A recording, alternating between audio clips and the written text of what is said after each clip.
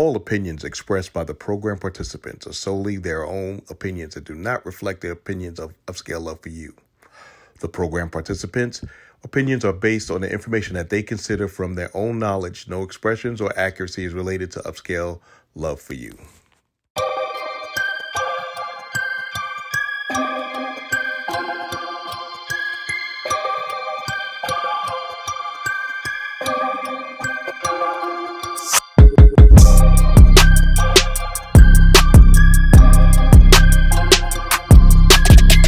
Then you have grown now. That's not what you want now.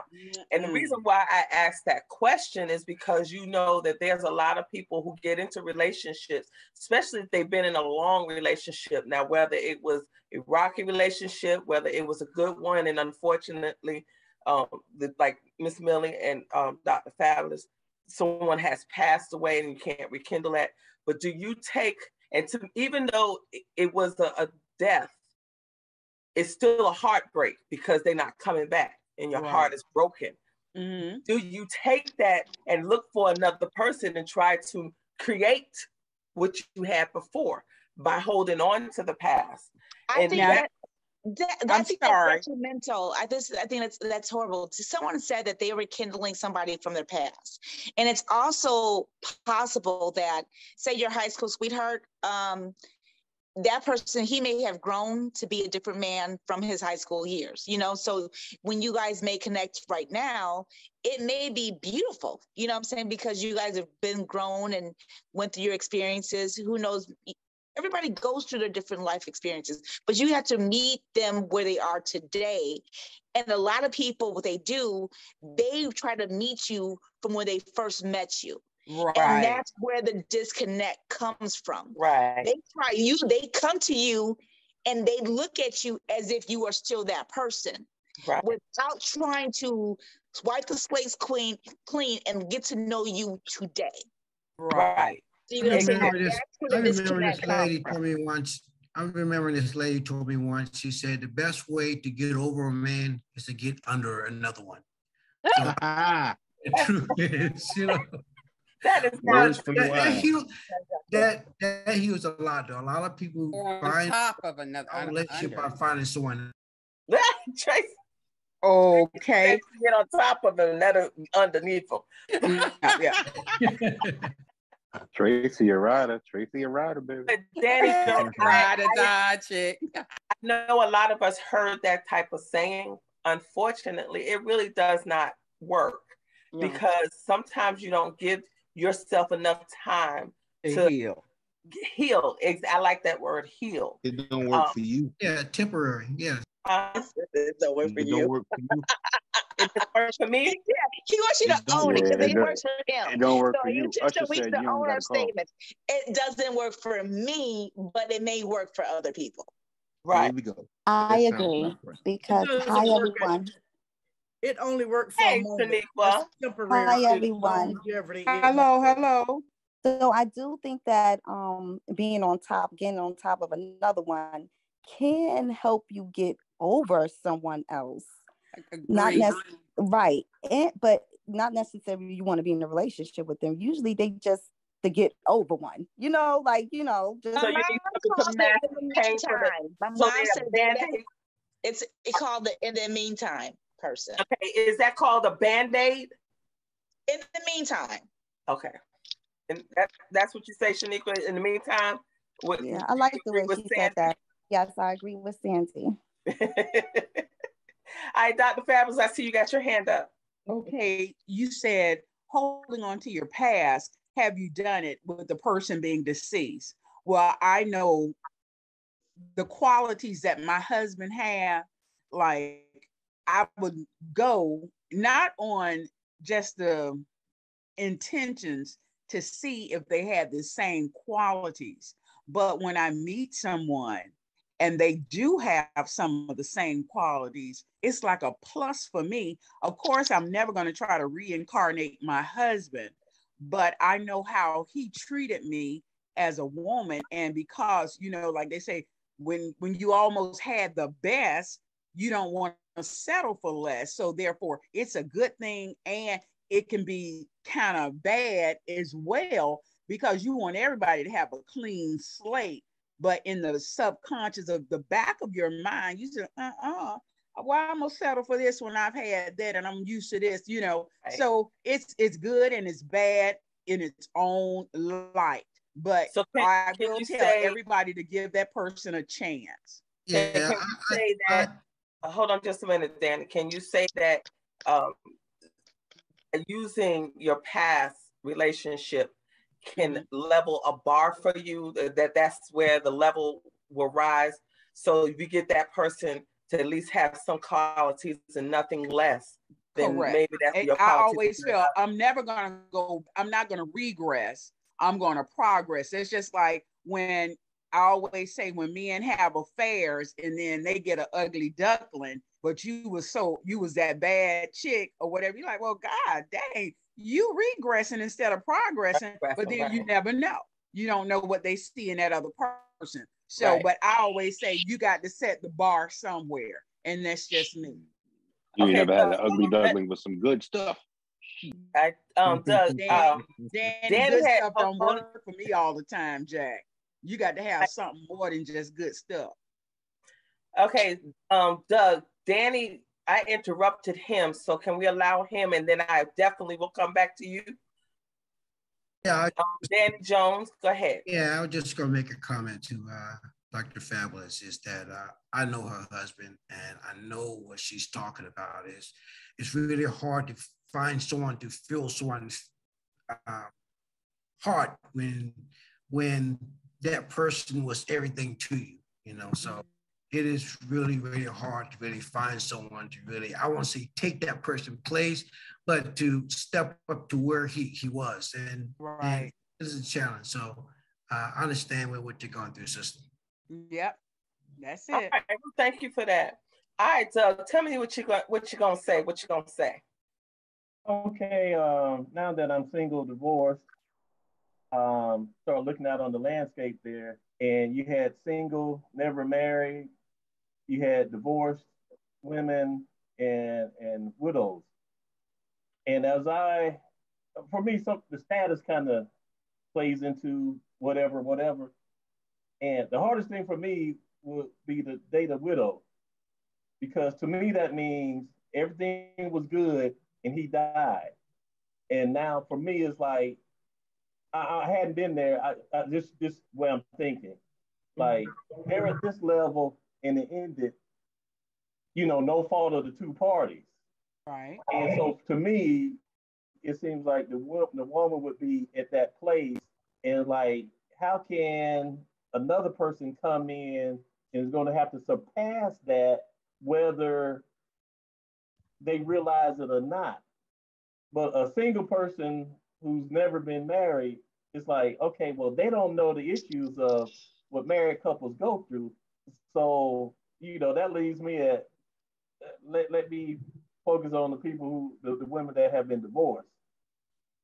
And then see what's that's up. But all your previous experiences, good, bad, or whatever, that's part of you now, which naturally you're going to bring into the next relationship. Because like you said, it was a reason or a season or a lesson learned. So whatever you experienced in the past is going to come with you present day and moving forward. I'm not saying that's good or bad. I'm just saying that's a fact and stuff.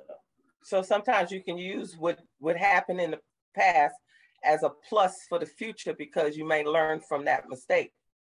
Well, yeah, you should learn from it. And, you can notice as your red flag sooner, or stuff that you're, that's why second marriages, people tend to like, I'm not taking up that bullshit, boom, it's over. They might kill it too quickly. But Douglas, I do see what you're saying. Like people like who have lost their significant other, their ex-husband, ex-wife, they tend to always remember the better part of them and not the worst or the bad parts. And so if they meet someone else new, they're always compared to the better part of their deceased partner or husband or wife.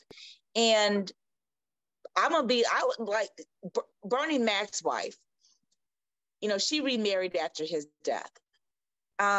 We get one life to live. And if you do connect emotionally, because I know it's hard for me to connect emotionally, but if you do connect emotionally and want to go, embrace that experience and just know that no one's perfect.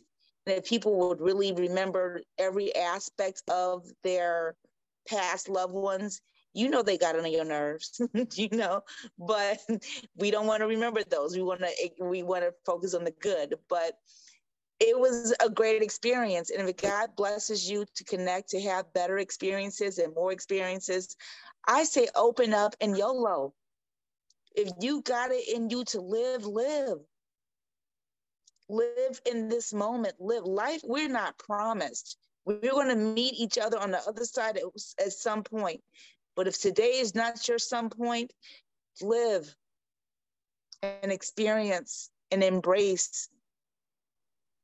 That's what I want to do. Well, Cassandra, I'm gonna jump right in and tell you, baby, I live my life to the fullest. My husband's been deceased for 5 years. And girl, I was trying to tell you about the rotation of your tires, but nevertheless, we'll get on that subject another day. I'm just telling you. So I live my life to the fullest. And I know I'll be like Elizabeth Taylor. If God send me a man and he passed and another one asked me to marry, I'm going to marry. That will pass, divorce, whatever, I'm going to marry, because I'm not going to leave this earth single. Probably not.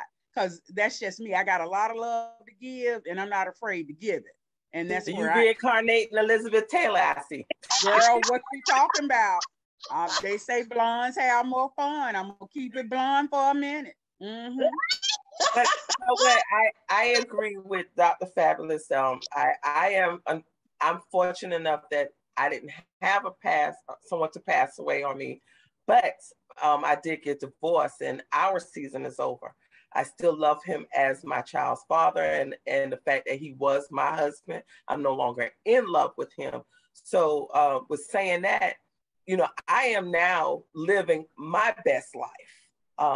I'm trying to, do what I want, when I want, and how I want, and enjoying doing everything that I do. If people who know me and see my Facebook, they always say, you don't never sit still. I said, not no more, because before I sat still for 23 years. I'm on the go now, so yeah, I get out, I meet people, and I enjoy life. I'm using what had happened in the past and trying to recreate a better future for me. I learned from the past of my relationship of what not to do and what to do. And with saying that, I'm actually talking about the fact that I am an alpha. I ain't gonna say I used to. I still am an alpha woman, but I'm learning how to be that woman who can listen and not keep talking. I'm learning to let that person lead. If you ask them to do it, at least wait and allow them to do it. Or let them know, look, can you do such and such? I need it done by such and such time. That way, you give them a chance. I'm learning to do those things. And by doing that, I'm finding a man that can understand me better.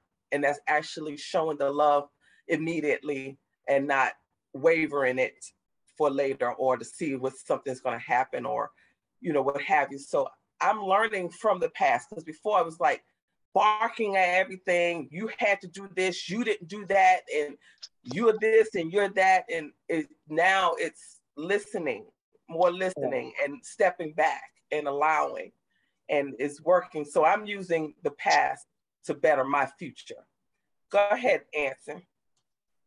Yeah, I was just listening to everybody. I was thinking like heartbreak is just something that happens in your life.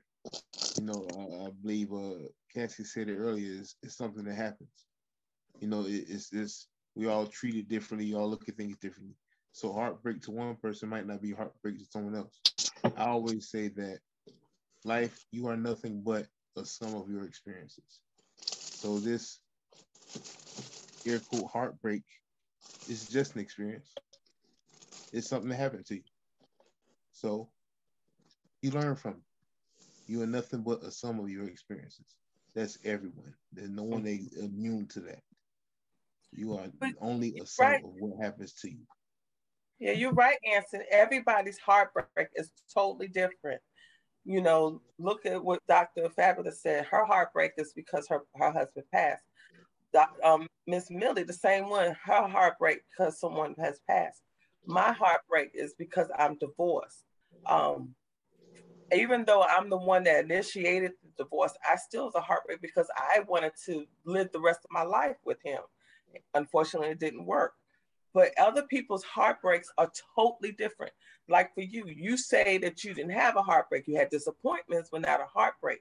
That could be some type of form of heartbreak because you probably was into that person and then they did something that you didn't like. So that could be your form of heartbreak, not necessarily something that I would have been upset or heartbreaking, broken from.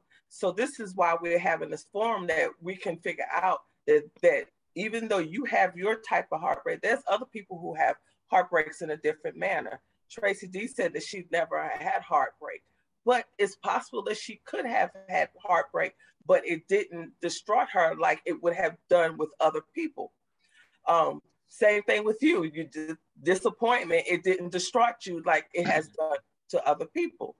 Everybody handled things in a different way. I mean, it's a good forum that we can know that there's a high level of heartbreak and then there's a low level of heartbreak. And Because this is why I'm trying to figure out which one have you gone through?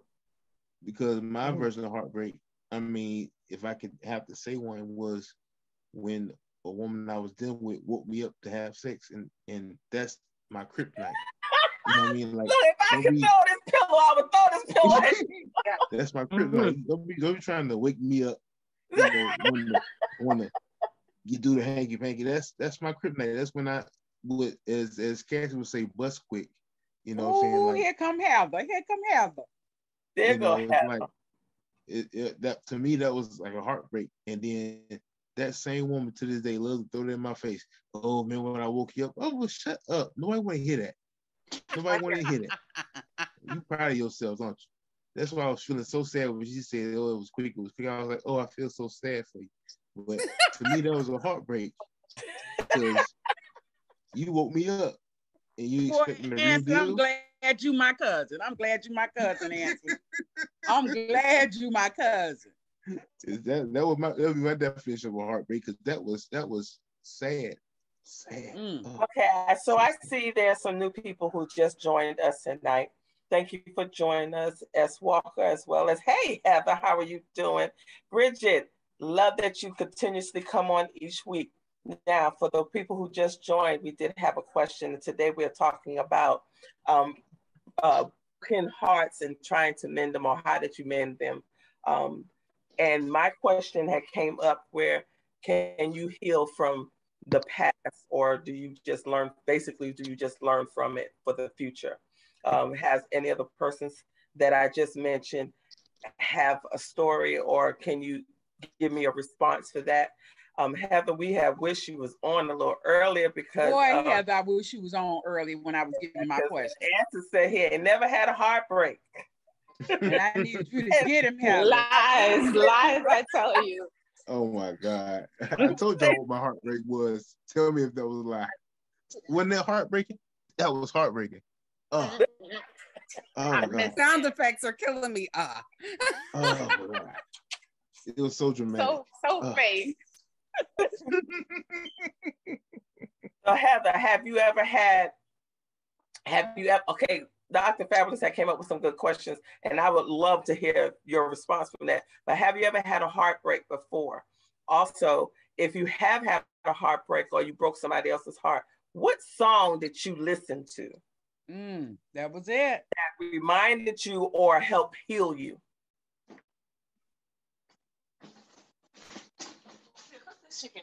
Wow. Okay. Yes, I've been on both sides. I had my heart broke, and I also broke someone's heart. A song, "Not Gonna Cry." I feel like I've played that one enough times when I felt the heartbreak. When I experienced a heartbreak. Yeah, my last relationship was like the biggest heartbreak. almost 10 years, and it ended where I got ill, and then found out 3 years after we broke up that he had a child that was 5 years old. So, woo! Yeah, that was tough. That was heartbreaking. Want to kill somebody at the same time. I get it, girl. I wasn't well. Like, I was sick, and then I was angry, and then I was healing. I was sick because I wasn't taking care of myself, and then I didn't want that to kill me. So, and then I guess he felt like he needed to get all of his, secrets out the closet, and shared with me that after we broke up, 2 years after we broke up, that he had a child, and he didn't want to have the child. It just happened, and I said, okay. And I was very calm, and I listened, and I still care for this guy, but not to the point that I would ever want to be with him. I just wish him well. He was a good Black man, but he was angry with life, period. Exactly. And when you the find man got his foot on angry, his neck, emotional, angry.com all the time. And I just felt like, I feel like I have the spirit of healing, always wanting to help, always wanting to nurture, always wanting to understand. And it's exhausting.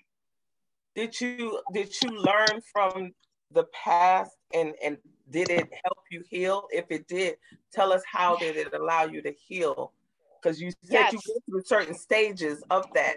So how did you get to your final stage of healing? Oh my gosh, I'm still in the process. I started looking inwards. I started spending more time with myself. Even to this day, I do more affirmation work. I started making sure my health was a priority. My mental health was a priority. My physical health was a priority. And I forgave. I really forgave. I spent a lot of time looking at some of the challenges I had in the relationship, because it wasn't 100% him. Communication was an issue for both of us. I felt like I over communicated, but not in a way where I was listening enough. And I just wanted to, as I started to meet men, I started to kind of like learn different things about myself and how I pay attention to what energy they give out, what it is that they want, but also what are they giving me? How are they taking stock of what's going on with me? I learned a whole bunch. I learned a lot. And I'm actually happier now. So this is something that I think a lot of people should hear and need to hear, how somebody went through. Well, what you've gone through is gone through a lot of stuff. And because you are conversing with us about how you healed, that's probably going to help somebody else. And I appreciate that. Anson, you have your hand up. Yeah, I remember that I did, even though I haven't had my heart broken, I guess I could say I broke someone's heart, and I was kind of sad by it afterwards. I mean, I wasn't like remorseful, but I was like, man, that's kind of messed up. And the reason why I say that is because, I still remain in touch with her now to this day. And this happened years ago when I was in college. But I remember, shortly after we broke up, I asked her how was she doing. I had met her family, her cousins, her aunt, and all that stuff. And I asked her how they was doing, and she told me that they got on her once they found out that we broke up. Talk about something. How could you mess that up? And I just felt bad. Like, I can't believe that your family just said that to you. Like, they haven't known me. They only known me for a summer, like, or a year or whatever. So, what did you use that to better yourself in the future with other people? Because you said you felt sorry or you felt bad that y'all did break up and that you broke her heart. But are you using that as something to be better for the future, or is just something that is an emotion that you just have and it's oh well? Well, like I said earlier, we are some of our experiences. I don't feel bad for breaking up with her, because if I wanted to be back with her, I would have been. But I didn't think that was a good way to go for me. And I didn't use that as anything for myself. I just felt like I can't believe her family told her that, treated her like that. And it just so happened that shortly thereafter, she wound up being gay, being with a woman that looks like me. A big old red. There's more to this story. There's more to this whole story. But I'm gonna let you rock with that. Okay. I mean, I have no reason to lie to anyone. I'm very transparent. But what I'm telling you is 100% accurate. I mean, if anything, I mean, I don't want to embarrass the girl, but I could try to bring her on one night. Let me tell you something. I wish women. I'm sorry. I just wish more women had the self-esteem climax a lot of these men have. A lot of these men, their self-esteem is so on 10. Oh. And I wish more women, especially Black women, felt highly about themselves as they do. I don't know if at some point, I believe a lot of men went to a class that said, I'm the shit. And then they just build this whole, self-confidence out. Sandy, you better come to one of my Saturday sessions because I am the shit. Exactly. But I'm like, so many women, they don't have that. It's given by me and Tracy D, girl. I'm telling you, cockroach running around here somewhere. That confidence, because if more women had that confidence, we wouldn't have all these women. I know you were outside to let the thing up. Nikki, can you put yourself on mute, please? Thank you. She didn't hear you. Yes, she did. She heard me. I like what you said. That I agree with you on that, because I had very low self-esteem, believe it or not. But I did have it, and I actually built my self-esteem. Hush, cousin. I really didn't build my self-esteem until, to be honest with you, until I turned 40. And then when I turned 40, I realized, wait a minute, you're a beautiful woman. You're funny, you're sweet, you're nice, all the stuff that I thought that I wasn't. But it didn't come to me till I was 40. And unfortunately, at that time, my husband said I was beautiful, but I was just beautiful to him. And it didn't matter about anybody else. So I felt that was the seclusion for me. Unfortunately, it was to me, it became just words and not feeling behind it. And so when I realized that I was able to reverse that and better myself and my thinking, then I became this beautiful person right now that I can actually see, not just everybody else. Everybody else seen it, but I didn't see that they seen it, if you understand what I'm saying. No, I get that. I've been there. Yes, exactly. Right. And you also know when you ever notice when somebody's trying to tear you down? Do you feel when somebody's trying to make you feel less than or insecure? Because I feel that when I feel it from a man, I feel it from, if you ever try to tear me down, the inkling I get that from you, I'm disconnecting. That's why I listened to that song by Fantasia, I Feel Beautiful. If you actually just pull up the words, you will see that someone tore her down, but at the end of the day, because she loved herself, she knew that she was a beautiful person. So whatever he said went out the door. It's almost like you gotta make an oath to yourself. Like it's for me, and I know we talk about confidence, and I know Dr. Fabulous jokes about our strength, but it's true. I like refuse, and I want you to hear the weight behind the word refuse. I refuse to let anybody control my happiness. I refuse to. My confidence is so unshakable. And I had 3 C-sections. I got a little tummy and whatever.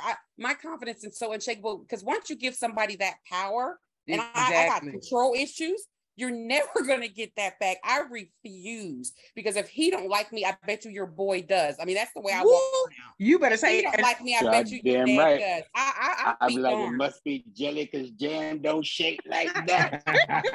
and you know, and I was always like this, and I'm going to credit my mom, because even when my dad left, my mom was handling 5 girls like she didn't need a man. She still wanted one though, but she didn't need one. And it just gave me the strength of, Tracy, you can do all things, and optimism versus pessimism always wins in my head. I refuse, which is why some men call me mean, because I'm confident in my position, and I'm not going to shake from that. Am I rigid? No, but you're not going to control my happiness. Try to tell me I ain't cute. You better ask somebody. I'm not educated. Try to tell me I'm not going to be something, because I'm competitive within myself. Watch me prove you wrong. And matter of fact, I'm not proving anything, because I already know it. So, that's what I'm saying. You ain't prove. I got nothing. No, but I'm just saying, for women, just wake up. And I know it's not easy, but just wake up and just be like, I'm not letting nobody me, take. Honey. Right? And that name in itself, Tracy, Dr. Fabulous. Exactly. Listen, I've been fabulous since the age of 5, since I could spell fabulous. Exactly. And that comes a lot from my dad, because he used to always say, you're beautiful. Oh, my daughter, she's smart, da da da. But I'm a plus size woman. But baby, when I walk in the room, it's not because they're looking at my size. They like, oh, she captured our attention. And that's Dr. I was going to say that. Oh, Danny, you already know. No, you listen. can't wait No, to seriously. get down here. Seriously. All these women talking about the confidence level. Go on vacation. Look at these big girls on the beach. They got all the confidence in the world. Baby, better, come man, in listen. like it's about me. And you better ask them. You better ask them. Because like I say, when your confidence is where it's supposed to be, if you're sitting in a shell, they're not going to pick you out that shell. But baby, when you bust out and you say, I'm a pearl, that's what it is. When I walk in the building, all eyes gonna always be on me. Yes, Miss Millie. Yes, Miss Millie. That's because we coming through. That's just who we are. I'm coming through. You know Miss Millie been through when she comes through. Let me ask you guys. Okay, let me ask you this. I really have a problem with this. Like, it's good to be self-confident, and I get the self-confidence. Mm-hmm. But if you are not, it's not conceited now. No, let's say that. But it's like, okay, so like, it's like there's an affirmation you have to want. I want to get. So I can look at myself all day and like, oh girl, you good, you got it. Take selfies, click. But if I'm not getting good sex, if I'm not getting good this, like, you need, like, I don't know, at some point you need like an affirmation like that. No, you know what I'm saying? Sandy, if you, and this is where I'm at, I totally believe. You get what I'm saying? Like, yeah, but I totally so much. No, I totally believe that I can control any outcome. This is how I believe. So when women, and I'm a little different, y'all can tell by the way I answer some of these questions. When women say they don't get good sex, I'm like, you need to get it. Like you don't get it. You need to get good sex. Right. So it's like, but how do you make good off of 2-3 pumps? You go to the 24-hour store and take care of yourself. No, you go to your mouth. I don't know what y'all saying earlier. Bernie Mac said, "Fuck it, ain't number 50 pumps." Count it if you got number. And then Sandy, it's all in the mind. I'm a persuasive. I call my people are like, are you romantic? Are you seductive? Are you affectionate? I'm a seductive type person. And I have a persuasive personality. So you could get out of sex what you want. Tell that Negro not to move, lay on his back and just let him let him let you do what whatever. You do. We ain't seen him no more. Don't let that go to waste if the size is good. I'm sorry. That was my inside voice. I'll turn like Bernie Mac. I got me. You better get you. Say don't let it go to waste. I like you, Tracy. Nice bro. Yeah, if you want something, you can, and I'm not, if you want something, you can get it. And I know a lot of people don't want to talk about, knowing yourself, but it does come a lot. And y'all know what I'm talking about knowing yourself and really having a lot of time with yourself, because then you can instruct that man how to please you, or you can just do it yourself. I have 2 boys. I don't want to instruct a whole group. If we try to use that bottom tool, he better make sure he got a good mouthpiece. Exactly, girl. That's what I'm saying. My cousin gifted me this. Hold on, I was about to ask you. I was just about to ask you. Gifted me this, and It's always good to use something beforehand when you know he can't handle it very well. So what's your rating, cuz? What's your rating, cuz? I didn't get to use it just yet.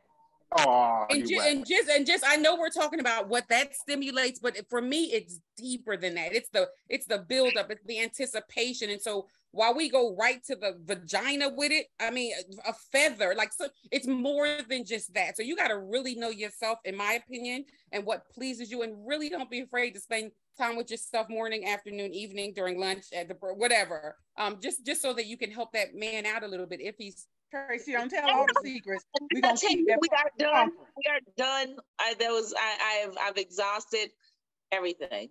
Okay. Okay, don't tell him to call me. I'm gonna get it. Okay, ladies and gentlemen, my time has expired, and I need to let my brother do his session. Dr. Fabulous, I'm gonna let you make a comment because I see your hand up, and after that, I'm passing it on to Dr. Phil So Good. Okay, well, this is to Douglas. He said that he has the type of women categorized by widows, single, divorced, this and that and the other. And I wanted to say that, you know, when you go on these dating sites, you kind of look to see what their title is. And I found myself looking for the widowers because I'm a widow, right? And then I met this person and he was like, my wife this, my wife that. And so you know what I found? Just select whomever you want to be with and see where it goes. Because you know what I had to tell this person? I'm not your wife. I will never be your wife, because apparently she was a very submissive kind of woman that he would talk all over her. He tried that with me one time. I said, listen, I've allowed you to speak. You're going to allow me to speak, or we're hanging up the phone right now. The conversation is done, dada. And when and he called and I said something, he said, let me go. He hung up before I could say anything. Y'all, I got to tell you, I text that Negro a nice little message. Please lose my number because I'm not the person for you. And you're looking for a reincarnation of your wife, and Dr. Fabulous is definitely not that. So sometimes as women, we have to stand our ground and let them know, hey, no, this is not what we're doing here. If you don't want a person to speak, then you better find yourself a mute. So Douglas, don't necessarily look for the divorced women. You can try divorced, single, not married. You don't want to try that, but divorced, single, or whatever. You understand? So don't just go in that one direction saying that you got to deal with a certain class of people, because even when you do that, sometimes that's not the right route to go. And that's all I got to say about it. And I'm turning it over to Dr. Feelgood. Now, I appreciate everybody's comment on my session part, but Douglas, she is so right about that. But I would like to say this: keep an open mind.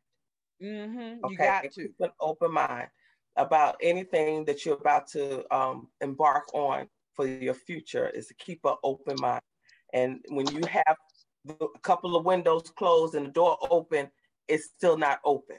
You see what I'm saying? You need to have everything open and understand and look at what that person is going to bring to you. Now, with that saying, I'm going to pass this on to Dr. Feel So Good and give us that knowledge you always embark on us. Good evening, ladies and gentlemen. Dr. Feel Good here. You know what I am, you know who I do, and you know where I be. What is a broken heart? Let's talk about that. A broken heart is actually an emotionally driven physical event. Do you know you can actually die? How many people know they can die from a broken heart? Put a 1 in the chat box if you know you can actually die from a broken heart. Tracy, we won't be putting it because we love ourselves too much. So,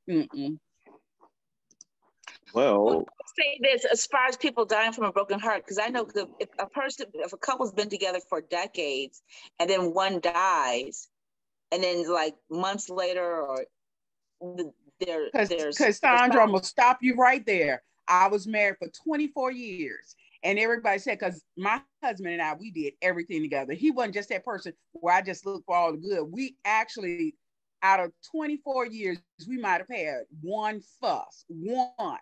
And everybody told me, they said, oh, girl, you know, you love your husband so. You know, they say the wife normally goes right. I say, stop that lie right now. I loved my husband, but baby, I want to live. So that's not true, Cassandra. You're looking at one that'll give you 100%. I love that. I think you were, and correct me if I'm wrong, and I don't know you from anything, but you have a self-confidence. Have you always had this self-confidence in you? Always. In the all okay, so then that's pounds. the difference. Always. Yeah, because some people, they define themselves by their relationship. Oh, right? Not they me. define themselves, it's called codependency. They're very codependent on their significant other. So without their significant other, they don't have a voice, a character. They don't have that.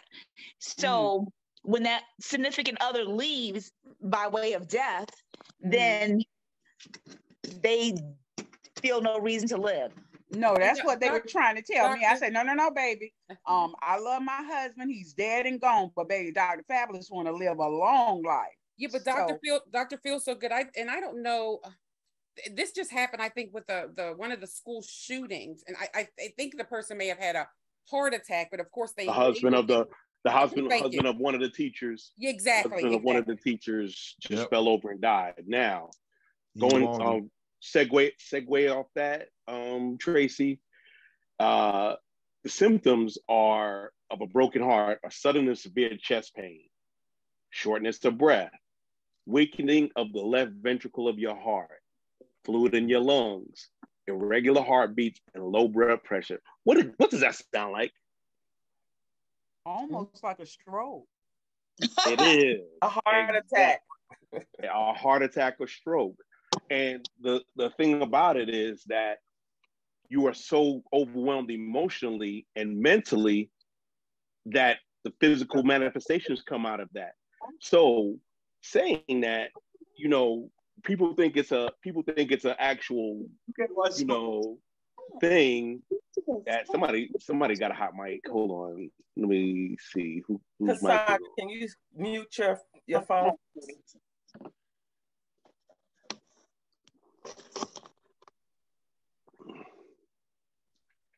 Okay, got it now. Thank you.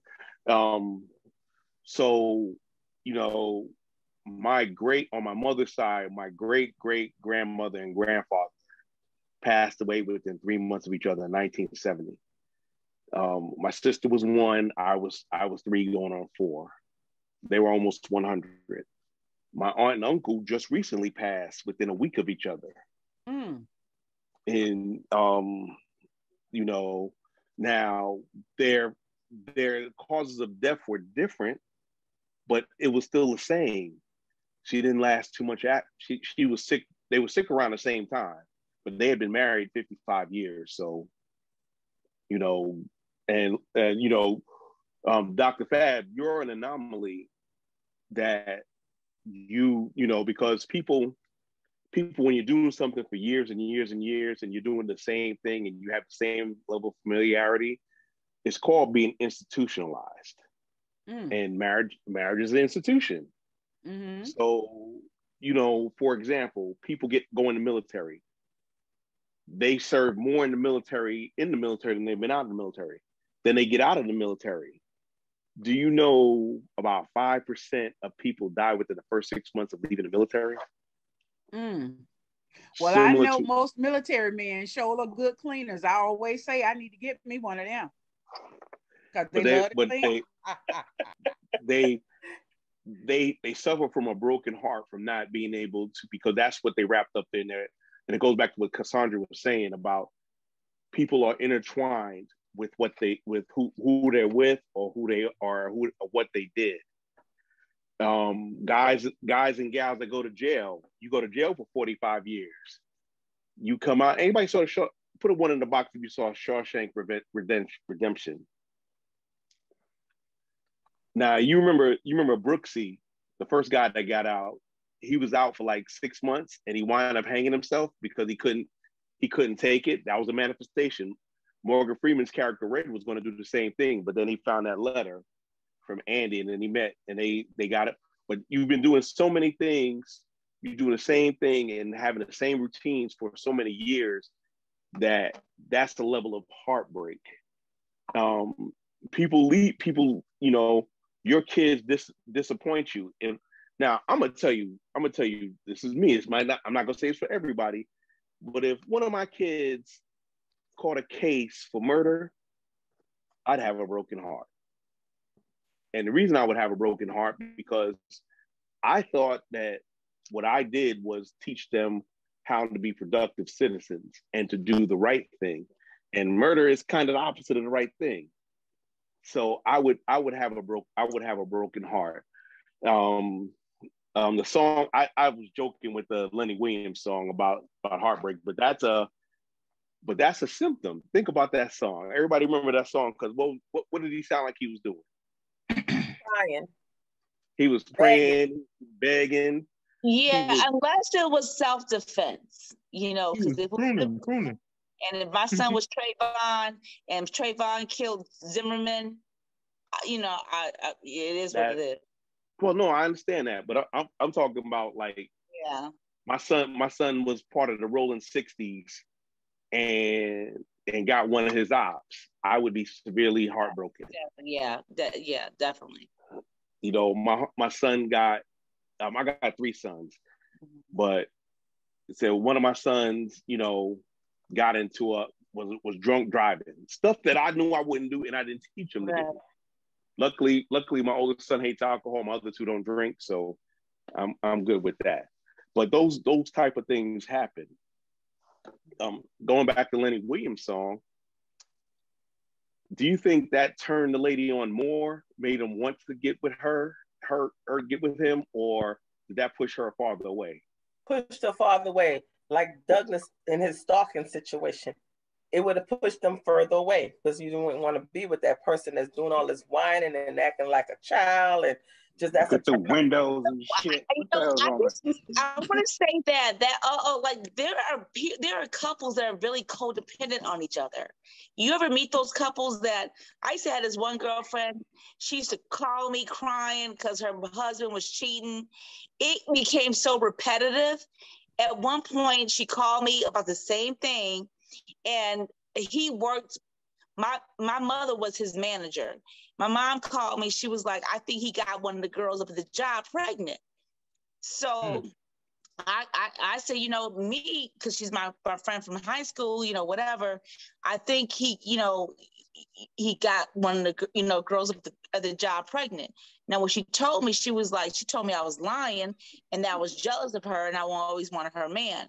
You got me mistaken. But see, when you angry, you better listen to how people feel when they're angry because they tell you the truth. Because that's how she always felt about me. We didn't talk for a whole year after that. And then she later called me back to tell me that her husband got the girl at the job pregnant. They had a daughter. But people, like I'm saying, like some couples, they thrive on that toxic stuff. Well, you know, it's like because he don't love me until he hit me. He don't love me, like whatever that case is. That works for that toxic. Right, but that's the thing is that, you know, that's when heartbreak is unhealthy. When you need to feel something, when something has to happen for you to feel something. Some people are addicted to chaos. Oh, say it again. One more time. Say that one more time. Some people are addicted to chaos. They don't have the emotional or intellectual depth to deal with a relationship. So he treat me too nice. Something wrong with him. The tumultuousness of the situation causes them to get a dopamine hit. It's like a drug. So when you have someone who's slow and steady, I asked a question in one of my Facebook groups, and this we're still in the ballpark. I'm not segueing. Was what makes a boring man? What makes a man boring? You know, the biggest answer was said he doesn't do anything. And when you dig deeper, it says, what do you mean by he doesn't do anything? He goes to work, he comes home, he eats, he sleeps. We go out once in a while. That does happen. Stuff gets boring, and you want the spice. And that becomes boring. You want the spice. So what some people do, and I'm keeping this agnostic, so ladies don't jump on me. So what people do is they'll start an argument to see if the other person will argue back. They'll bait the person to see if they argue back, and then they keep doing that. I thought that was when people wanted to get out so they can go cheat. Was the start of argument? No, that could be a reason though. No, but that could be a reason. But some people want to start because they want that excitement. They want that dopamine hit of the excitement of the relationship. Oh yeah, I've had that. Start an argument and try to. Yeah, I definitely had that one. Because you know what?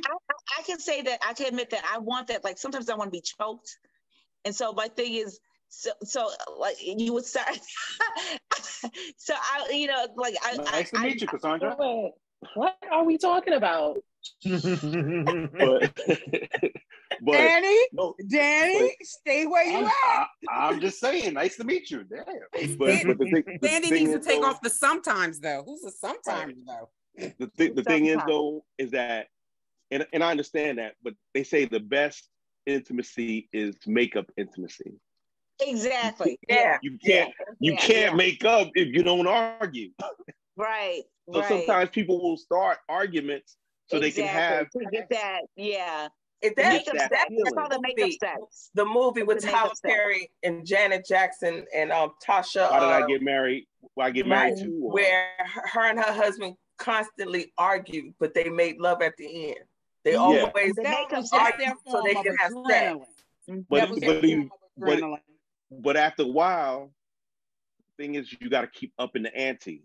You have to keep up in the ante, and then one person is saying, "I'm tired of it," and then the other person thinks, "Like, remember Baby Boy when Tyrese's character first he hit her and then he left, and he would not talk to her, Jody and Yvette, and wasn't Yvette crying like a little girl?" Yes. You don't love me no more.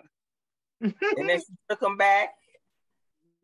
Every time he did something wrong, she'd take him back and they make love, and she want, till he finally got exactly.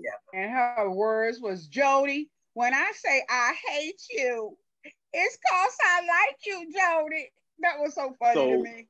But that's true though. That's exactly what I'm trying to explain. I'm saying, no, but you see what happened when he left. He took himself out that situation. I know.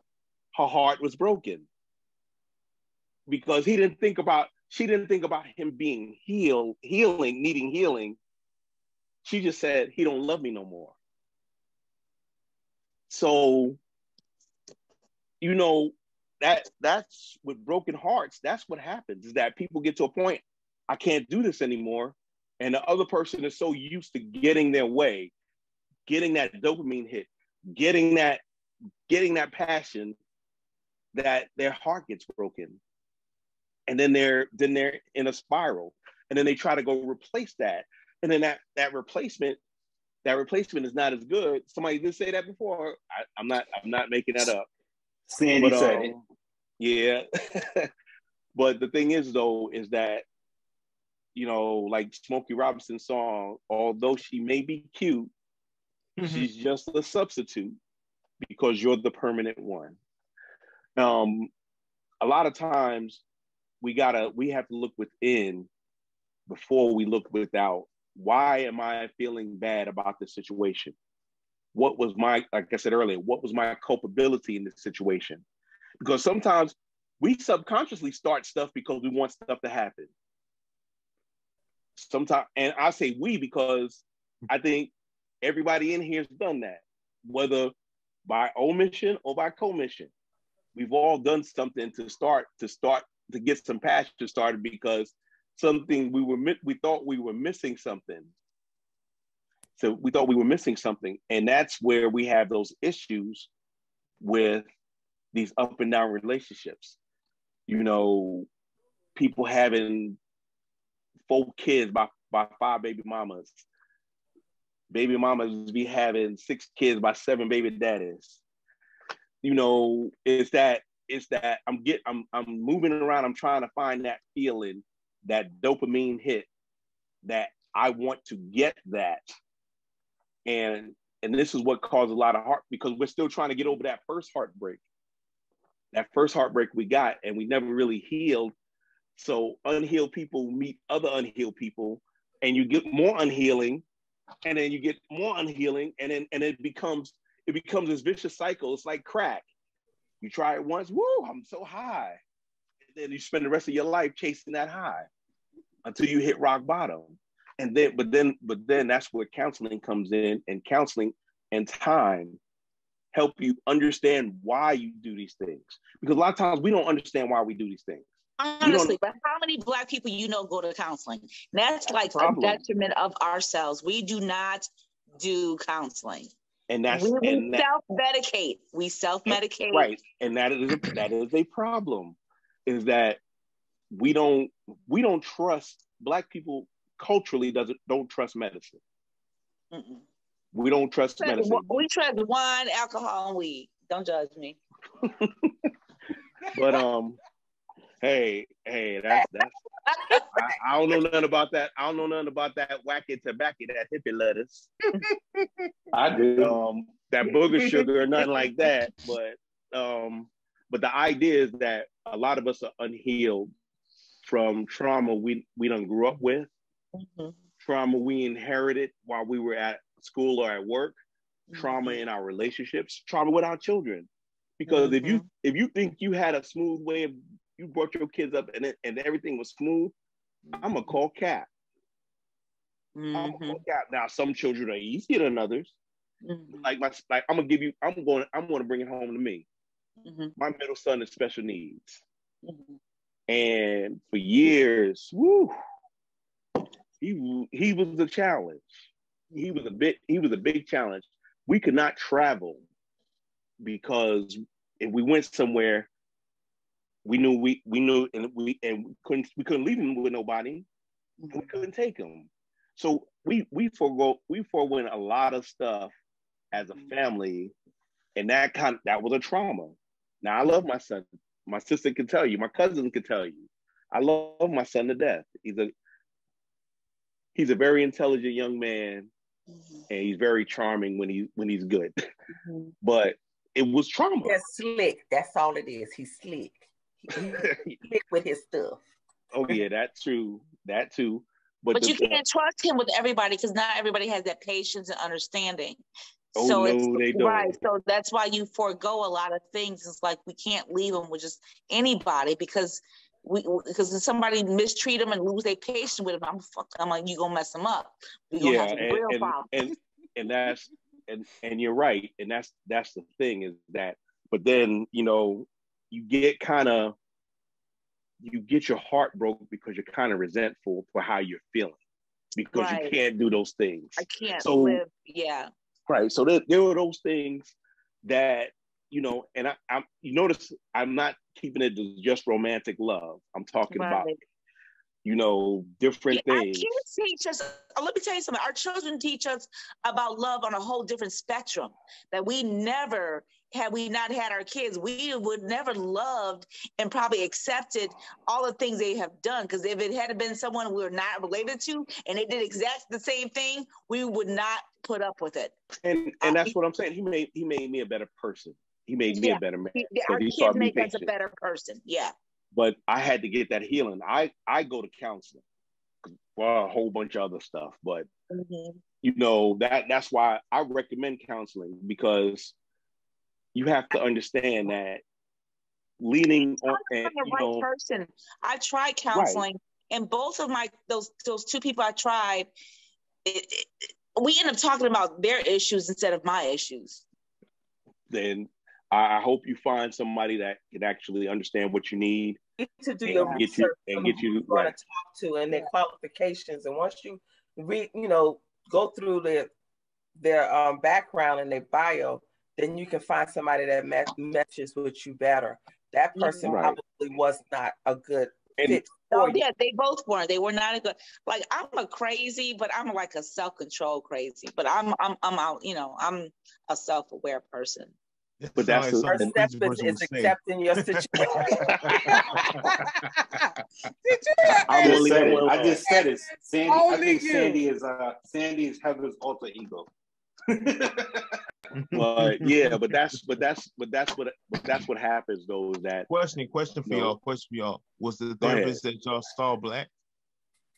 I had a white one. Those two are white. I currently have a Caucasian and I have a African American coach. So I have a mixture. So that's good because I like the fact that they're biased. They're not biased. Mine was a black female. She was dope.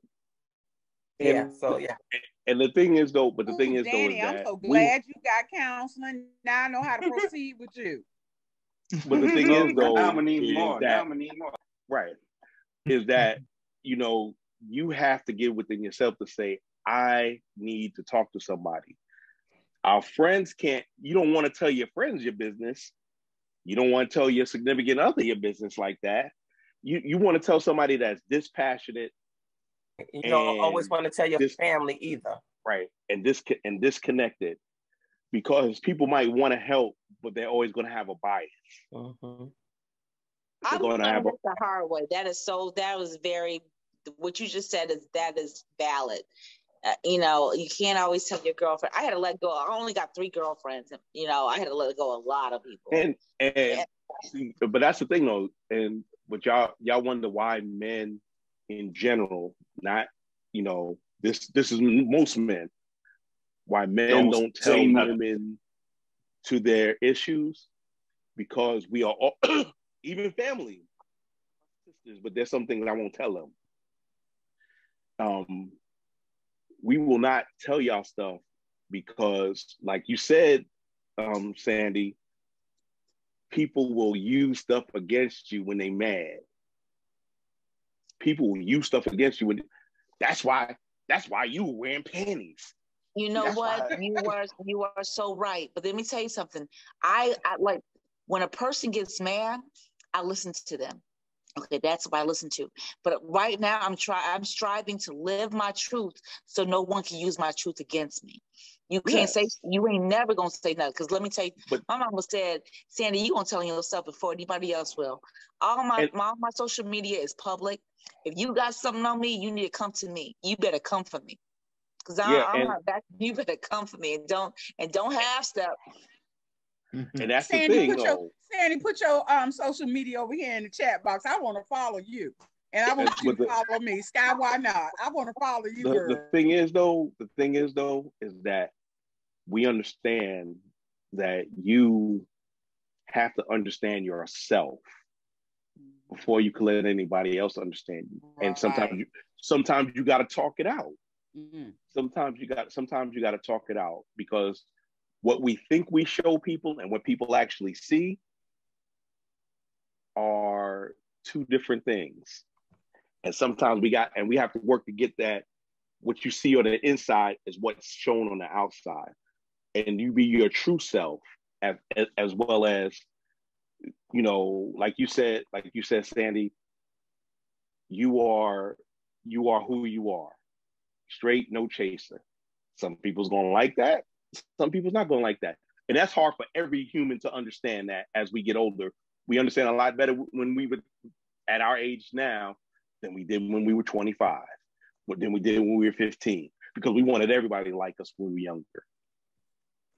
Now our give a damn meters are probably at close to 0. Somewhat agree. Yeah, I mean, I'm just saying though. I'm just saying though. Even Anthony, even at your level now, and you in your mid-30s, right? Even at your level now, when you were 20, you wanted more people to like you than you care about now. Yeah, but I was content with the people that did like me. Always. Oh no, that's true. But what I'm saying is overall is that our circle gets smaller, so we want to make sure that we have quality with us, and the more quality people you have around you, whether you're dating them, you're married to them, you socialize with them. You want to make sure that you're insulating yourself and your people from heartbreak. And those are the things, you know, because the best cure for heartbreak is time. The second next thing you need to do is talk to somebody that you can trust and let go and self-reflect and reflect, because you could talk to yourself all day, but do you listen to yourself? A lot of us don't. and finally, as I close out, is if you see something within you or you see something in somebody, talk to them about it. Said, hey, they may not take it immediately, but it may help them down the road. Plant the seed to recovery. Be somebody's seat, not their crutch or their stumbling block. Right.